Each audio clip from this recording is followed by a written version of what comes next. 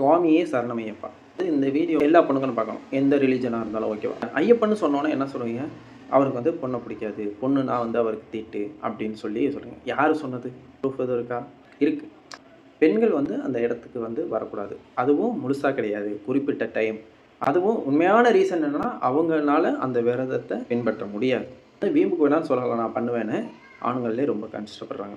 ஐயப்பன் வந்து எதுக்காண்டி சொன்னார்னா, ஒரு போருக்கு ஒரு ஆண் வந்து தன்னை வந்து வலுப்படுத்துறக்காண்டி, தன்னோட பவர் இன்க்ரீஸ் பண்ணுறக்காண்டி என்ன யோசித்தாலும் அதுதான் உண்மை. ஏன் அதுக்காண்டி இந்த விரதம் கடைபிடிக்கப்பட்டது. இப்படி வந்து அவர் காட்டுக்கு போனார். அந்த இருமுடியிலையும் போகிற ஆண் திரும்ப வருவாங்களா என்னன்னு தெரியாது. இதுவும் ஐயப்பன் சொன்னது. ஏன்னா என்னோட வந்து சேர்ந்துருவாங்க, என் கூட ஐக்கியமாயிருவாங்க அந்த வனத்திலே அப்படிங்கிறக்காண்டி நம்ம வாக்கியரிசி போட்டு தான் அனுப்புகிறோம். அந்த அரிசிங்கிறது அவங்க திரும்பி வருவாங்களோ வரமாட்டாங்களோன்னு சொல்லிட்டு தான் ஒரு இதில் அனுப்ப வைக்கிறோம்.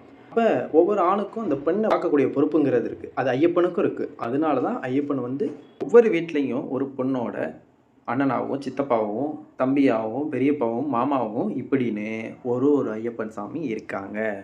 ஐயப்பனோட புனிதத்தை காக்கிற பொறுப்பு எல்லா பொண்ணுங்களுக்கும் எல்லா ரிலீஜனுக்கும் இருக்குது. ஹிந்துவிசம் இவங்க வந்து மதத்தை பரப்புகிறாங்க, ஆனால் ஐயப்பனுக்கு சொல்ல முடியாது. எல்லா ஹிந்து, கிறிஸ்டின், முஸ்லீம் எல்லாரும் கலந்துருக்கு.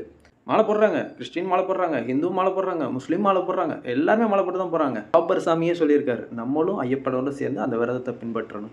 அவர் வந்த நோக்கமே மகிழ்ச்சின்னு அழிக்கிறக்காண்டி தான் அவர் பிறக்கப்பட்டார், ஆணுக்கும் ஆணுக்குன்ட்டு.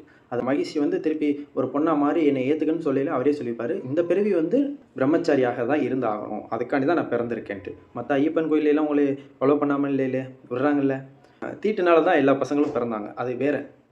அந்த ஐயப்பனுக்காண்டி இருக்கக்கூடிய இந்த வேலையில் சுவாமி சரணம்.